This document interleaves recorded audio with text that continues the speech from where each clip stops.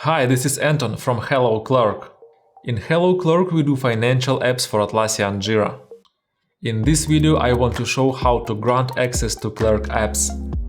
To do this, please open Jira System Settings and go to Global Permissions.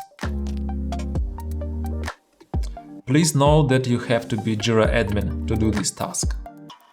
Every Clerk app has appropriate permission in this list, and you can see what Jira user groups have access to each app.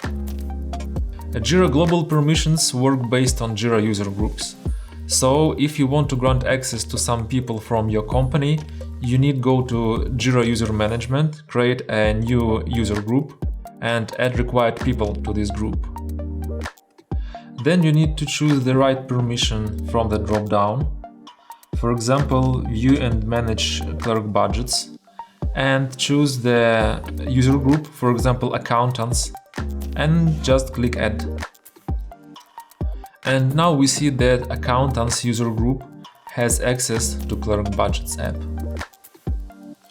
Thanks for watching this video. Let me know if you will have any questions. And try our apps for free in the Atlassian marketplace.